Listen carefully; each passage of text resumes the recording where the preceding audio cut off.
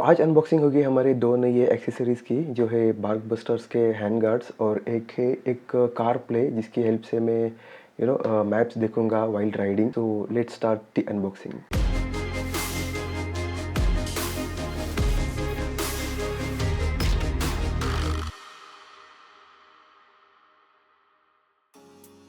Okay, तो सबसे पहले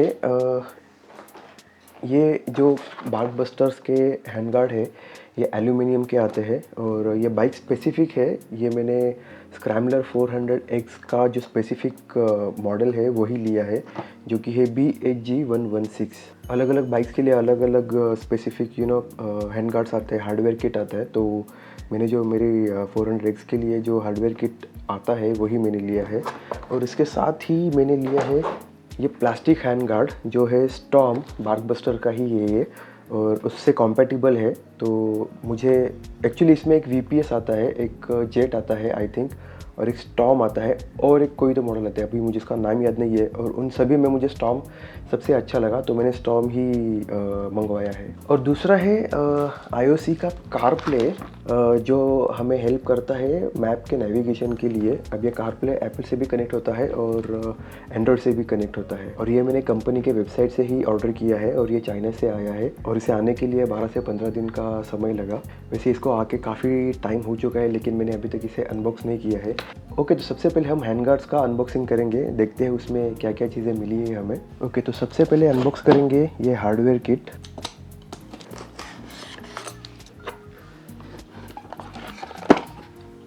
तो ऐसे ये कुछ एल्यूमिनियम की फ्रेम आती है लेफ़्ट एंड राइट साइड के लिए। ये थोड़ा सा लाइट वेट लग रहा है मुझे। और इसके साथ में आते हैं ये अटैचमेंट्स।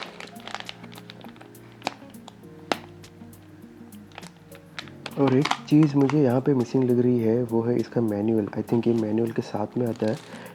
आई थिंक, मुझे पक्का याद नहीं है या फिर पक्का पता नहीं है, लेकिन ये मैनुअल के साथ में आता है, लेकिन इसमें कोई मैनुअल नहीं दिखा मुझे अभी तक। ओके, तो अब इसे हम रखते हैं साइड में।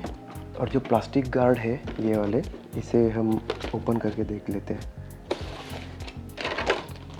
और इसमें बाय द वे कोई सील नहीं था, ये ओपन ही था ऐसे ही। थोड़ी कंसर्निंग चीज़ है मेरे लिए। और मेरा और एक कंसर्न था कि इसे कोई स्क्रैचेस वगैरह ना आए हो। इसे मैंने ऑनलाइन ही ऑर्डर किया है, मैं स्टोर पे जाके देखा नहीं हूँ मैं इसे भी, तो ऐसा कुछ इश्यू तो है ही नहीं इसमें।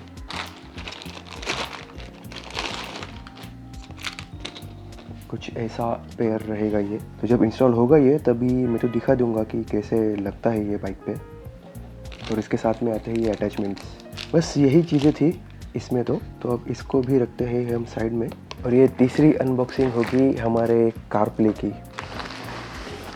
तो ये है IOC का C3 सीरीज़ का car play, motorcycle car play screen. और जब भी ये आया था तभी इस पे भी कोई सील नहीं था, ये ओपन ही आया था ऐसे ही। तो चलो इसको भी अनबॉक्स कर लेते हैं।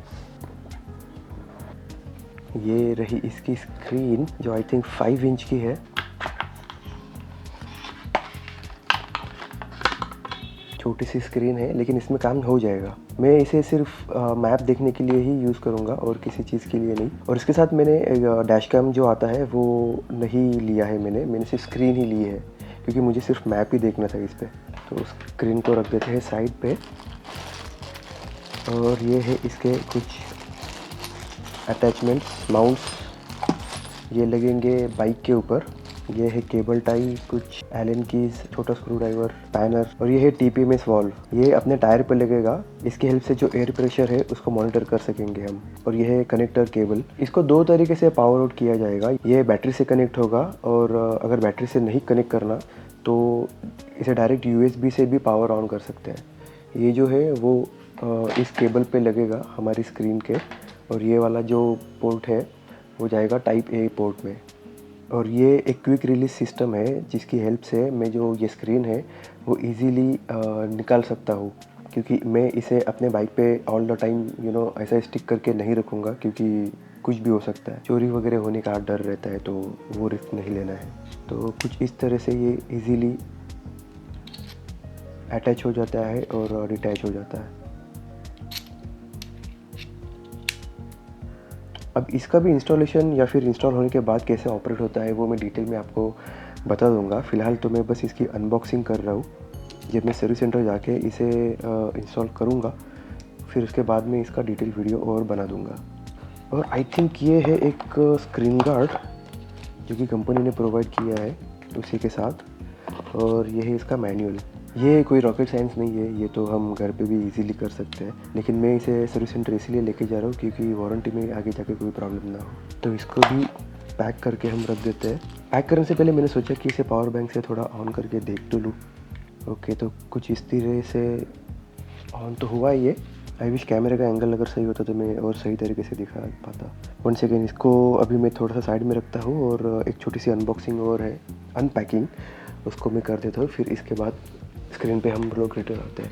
और वो अनबॉक्सिंग है ये। तो ये जो चीज़ है ये है ज़ाना का फोर्क लैम्प, जिस पे मेरी जो ऑक्सिलरी या फिर फॉग लाइट है वो माउंट होगी इस पर। वैसे मेरे पास मैकडॉग के डेल्टा लाइट है, मेरी प्रीवियस बाइक पे था, तो उसको मैंने निकाल के अभी मैं स्क्रैम्बलर पे लगाने वाला हूँ। तो उसको मेरी बाइक पे लगाने के लिए इस क्लैम्प की ज़रूरत पड़ती, तो इसीलिए मैंने ये क्लैम्प भी लिया है।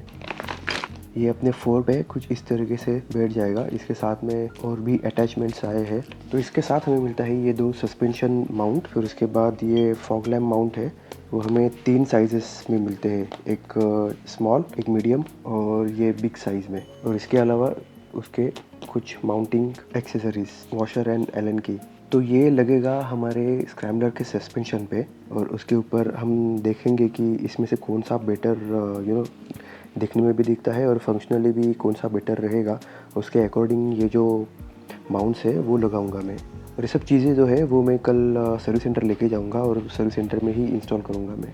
तो अभी थोड़ी देर पहले मैंने ये जो स्क्रीन है उसे ऑन किया है अपने पावर बैंक के मदद से, जैसे कि मैंने पहले भी कहा था। तो यहाँ पे कारप्ले का ऑप्शन है, उसके बाद यहाँ पे एंड्रॉयड ऑटो का ऑप्शन है, दोनों पे भी हमें इसे कनेक्ट कर सकते हैं हम। यहाँ पे सेटिंग्स का ऑप्शन है, और सेटिंग्स में ये सारे सेटिंग्स है। लैंग्वेज है, यहाँ पे screen saver, tyre pressure switch, tyre pressure test है। उसके बाद लैंग्वेज है, clean connection history, cellphone noise, touch sound effect, restore factory setting और फर्मवेयर वर्जन। ये है होम बटन। और सेटिंग पे आने के बाद यहाँ पे है वॉल्यूम कंट्रोल, यहाँ पे है ब्राइटनेस कंट्रोल, और यहाँ पे है बैक बटन। और यहाँ पे हमें रेयर व्हील और फ्रंट व्हील का एयर प्रेशर भी दिखाई देगा। एयर प्रेशर के बारे में सोचूंगा, अगर ज़्यादा कॉम्प्लेक्स होगा तो मैं यूज़ नहीं करूँगा। इसे मैंने बेसिकली सिर्फ और सिर्फ मैप यूज़ करने के लिए ही लिया है। देखता हूँ अगर वो इजी टू यूज़ रहेगा तो ही उसे मैं इंस्टॉल करूँगा टायर प्रेशर मॉनिटरिंग सिस्टम को, अदरवाइज़ मैं नहीं यूज़ करूँगा इसे सिर्फ मैं मैप के लिए यूज़ करूँगा। छोटी सी स्क्रीन है, एकदम टाइनी, लेकिन इसमें भी काम चल जाएगा, अच्छी दिख रही है।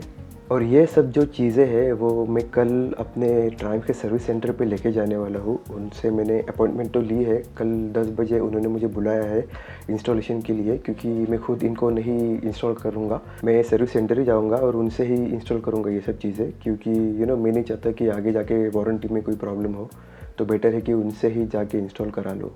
ऑलराइट, तो आज का ये जो वीडियो है वो मैं यहीं पे ख़त्म करता हूँ। मिलते हैं अगली वीडियो में, तब तक के लिए bye bye and take care.